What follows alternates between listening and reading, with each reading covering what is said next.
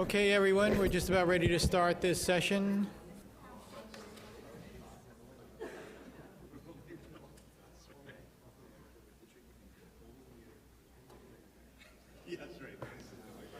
All right.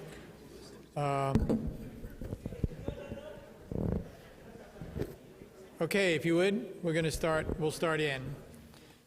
So welcome back once again to this next session that we have that's called Scales of Governance.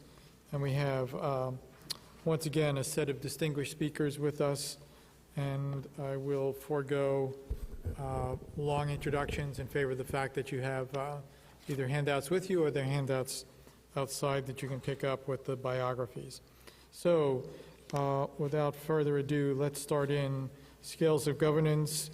And we have Professor David Wirth with us from Boston College, who's going to talk about international mechanisms to govern biotechnology. Professor Wirth.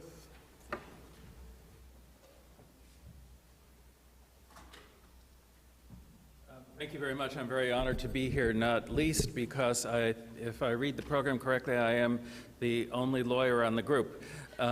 Usually in Washington, the yellow tie is a pretty good giveaway. I actually got my professional start just across C Street in the State Department building, working in the legal advisor's office, doing multilateral negotiations, the sort where you speak into the microphone and your words are translated into 5 languages. In fact, one of the instruments that I negotiated is, in fact, referenced in this talk. So I have to thank the committee for this invitation. Even though it's taken 30 years, I have now gone the 30 feet from the State Department across to the National Academy of Sciences, thereby traversing C Street. So thank you very much for that very meaningful juncture in my career. The organizers have asked me to do 3 things. I hope I get them all done by the end within my 20 minutes. The first is to describe how the international institutional system works, how international law works, and what sorts of architecture there is to deal with gene drives on the international level. Second of all, where that process stands at the moment, and third, to make some suggestions to fill gaps and holes. You might notice that my talk is entitled Initial Thoughts, which is exactly what it is. So I welcome comments on how to improve it or to fill in any missing pieces. One of the, I have to say, gene drive technology is new to me since I was invited to speak on this panel, but it's quite clear that it has the potential to rise to the level of international concerns. In the category of pay no attention to that man behind the curtain, Keegan Sawyer very kindly gave me some examples to take a look at. So controlling vector-borne disease, these are already very familiar to you from earlier presentations today. Ecosystem management, controlling invasive species, pest control, aiding recovery of threatened species, and protecting against human and animal disease. If you think about it, all of these are of international concern, not least because they have the potential to engage more than one state, more than one country, and in particular for gene drive containing organisms to cross borders, if you want to think about it in a very concrete sense. So even if we don't have multi-country undertakings of the sort that the panelists in the previous group were talking about, the very nature of this technology is international because the impacts of field trials can't necessarily be contained within national borders. I also thought all the members of the previous panel were very eloquent in talking about the utility of coordination and harmonized standards. If one state is undertaking a field trial, it makes sense for there to be harmonized standards. They establish international good practice benchmarks, and they also reduce the likelihood of conflicts arising from national regulatory disparities, about which more later. So the justification for the international system, whatever that is, to deal with gene drives is relatively obvious. There is no existing international governance structure specifically for regulating organisms that contain gene drives in the laboratory or other contained or semi-contained environments. That is good laboratory practices. Organisms containing gene drives for use in field releases within the United States. And I'm going to make this distinction because I talk a little bit about the law of the U.S. and because this is in the mandate of the committee, organisms containing gene drives for use in field releases in low and middle income countries of the sort that we heard the speakers on the previous panel discuss in considerable detail.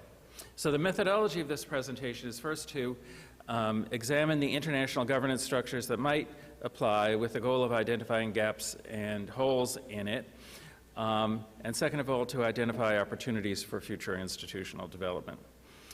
One very useful tool is called environmental impact assessment.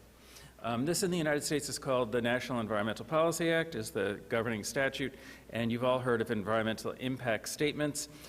This is a component of a planning process that results in the integration of a consideration of environmental effects before, emphasis on before, the project is undertaken. We're assuming in this particular case field trials. It is outcome neutral. It doesn't require choice of the environmentally preferable alternative. It's widely accepted internationally. Most countries have some form of it. And it is generally thought to be an action-forcing device in the sense of drawing out information, exposing it to public view, and inviting comment upon it. The components of an environmental impact statement under the U.S. National Environmental Policy Act, which not to be U.S.-centric, particularly when I was speaking to an international audience, I always try to avoid that, but it so happens that this methodology did originate within the United States in this law that was passed in 1970, are relatively familiar. The important piece is the prior analysis through interdisciplinary methods of a proposed action and also looking at alternatives to it and anticipating what sort of mitigating measures might be appropriate. This has been, this is just what a lawyer would call black letter NEPA law. It requires an analysis of reasonably foreseeable impacts, including catastrophic consequences. In other words, projecting out to cumulative long-term impacts from a field trial that might not be immediately apparent. And one thing I wanted to emphasize is that field trials within the U.S. that have any U.S. government connection, that is, any federal connection, and maybe even some laboratory experiments that could have a major effect on the human environment may very well meet this test and already require, excuse me, an environmental impact statement. Continued debate over application of NEPA to impacts outside the United States, but the U.S. Agency for International Development, in its projects and anything that it finances, has a parallel set of regulations that are quite similar. So any USAID-financed activities would require an environmental impact statement or something very similar to it. Now, EIA is widespread in international practice. This is where the educational piece comes in. International law comes in two varieties. One is conventional law. One of the points of this presentation is that when we, the system that we're working with has a different set of rules from a municipal regulatory system, such as in the United States. And so when we come up with regulatory design, we have to fit it into a different set of rules where there is no international court of general jurisdiction, there's no international legislature, there's no international police force. And so we have to rely on a much more decentralized system than we do in the law of most municipal states. And so we fall back on contract, and the analogy on the international level is a treaty to which the parties to the treaty are states and make law among themselves. You've heard of treaties, but that's the formal international legal approach to it. The second is one that you probably haven't heard of, called customary international law. This is an accumulation of the behavior of states over time that fall into a particular pattern that is motivated by a sense of legal obligation. Some extraordinarily important international rules, such as the freedom of the seas, the right of innocent passage through the territorial sea, are very crisp in their content and also are of customary legal origin. So the behavior of states over time can give rise to law with exactly the same force as a treaty that is binding in international law. Treaties on environmental impact assessment. There's one that covers North America and Europe, a treaty on the ESPU Convention on Environmental Impact Assessment in a Transboundary Context. This will be one of the themes of this presentation. The United States has signed but not ratified this agreement, despite the fact that we have one of the stronger domestic laws in the world. Customary international law also addresses environmental impact assessment, but in a weaker form as a result of a case from the International Court of Justice. So the conclusion is that the extant domestic law of NEPA is likely to apply to field trials within the United States, also probably to field trials outside the United States, particularly any that are financed through the U.S. federal government. The other major instrument that I was requested to address is the Cartagena Protocol on Biosafety, which was mentioned by many of the previous speakers. Just to put this in its context again, this is an ancillary agreement to the 1992 Convention on Biological Diversity. It was adopted at the Rio Summit, the so-called Earth Summit in 1992, attended by 100 heads of state or government. It was negotiated under the auspices of the UN. It has 196 parties, virtually every country on the planet, virtually every state on the planet, except the United States, which has signed but not ratified. So this one falls in the same category as the Rome Statute on the International Criminal Court, the Convention on the Rights of the Child, the Kyoto Protocol, another one where the U.S. is an outlier, although I believe it participates as an observer at the Biodiversity Convention meetings. The theory of the convention is that it serves as an umbrella or an architecture for further action, and the adoption specifically of protocols or ancillary instruments. So the convention on the one hand, and then this subsidiary protocol, which gives further life to the purposes of the agreement. No pun intended, but the Convention on Biological Diversity is intended to be an organic, living, breathing instrument that can be responsive to new challenges as they come along. The governing body is not a legislature, it is the Conference of the Parties. It meets biannually, and it adopts decisions and recommendations which are non-binding, move along the business of the convention. Protocols, such as the Cartagena Protocol in 2000. There's a second one that was adopted in 2010. And another very important point, typically takes action by consensus, which means the absence of objection. If you think about it, any state that does not participate in the consensus is never going to implement whatever is being discussed. And so one often speaks of the rule of consensus, although it's not a rule at all. But as we've seen in some other settings, when the rule of consensus is violated, there are certain adverse consequences that tend to flow. The Secretariat is located not far from here in Montreal, and services the parties on a day-to-day basis.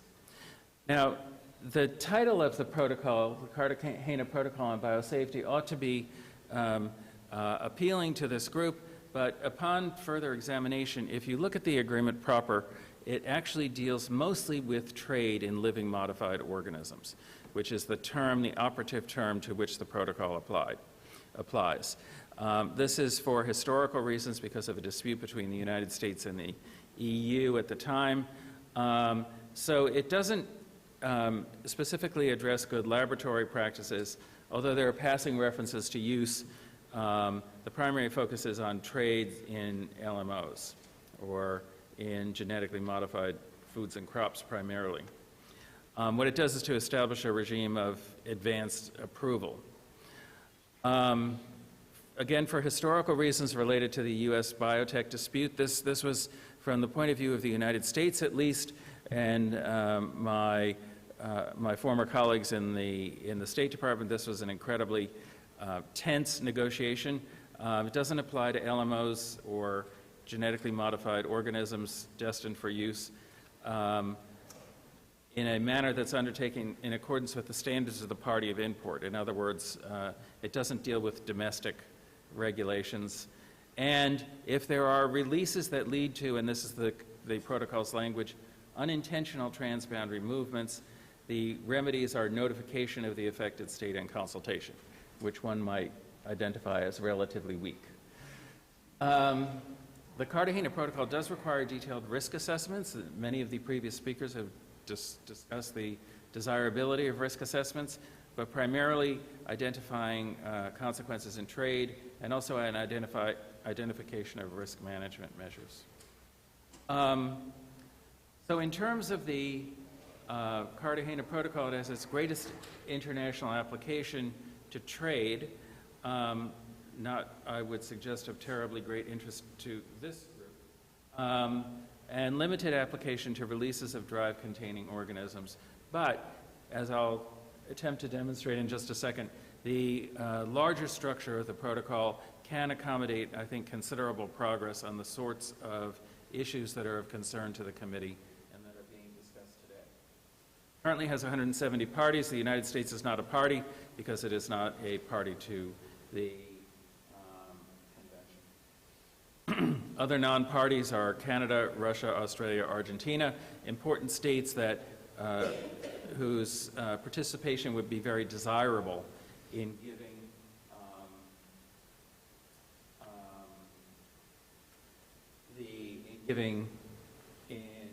making it an effective forum for further discussion on issues of interest today. So this slide basically points out that one recommendation that the committee might make is that the United States become a party to the Biodiversity Convention and to the Cartagena Protocol, although both of them have faced considerable political opposition. On a more positive note, the convention has already served as a setting for breakthrough issues such as geoengineering, on which it took several important decisions, and multilateral work primarily benefiting low and middle-income countries on capacity building. It has a financial mechanism, which is important typically for low and middle-income countries in terms of facilitating capacity building and helping with the development of domestic infrastructure. And it has also done work on both risk assessment and risk management. In the interest of time, I'm going to skip ahead to my last point, which is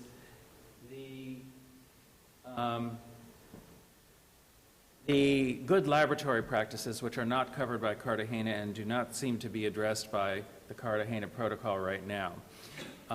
We've been talking about binding international law so far, both custom and treaty, the convention, the protocol, also customary international law. There are also a number of non-binding instruments which are typically phrased in terms of shoulds, good practice standards, that allow states to gain experience with more ambitious goals and may be appropriate for circumstances in which consensus is elusive or lacking. Also, interestingly, they can be, unlike a treaty, they can be addressed directly to private parties, such as the OECD guidelines on multinational enterprises. The last point I want to make is that in terms of establishing good laboratory practices, harmonized good laboratory practices for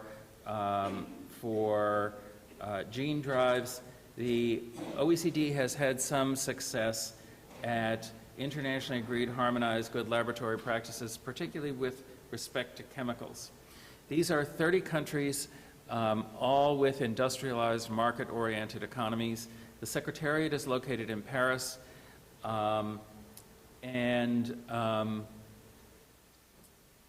these are countries where one would expect the initial research to be taking place. They are also like-minded countries. There may be some difficulty in terms of the OECD being a setting for establishing practices which then move on to the rest of the world, but at least as a first cut, the OECD is often a useful forum for establishing good practice standards on such issues as good laboratory practices, which they've done successfully in the past through their chemicals group. So,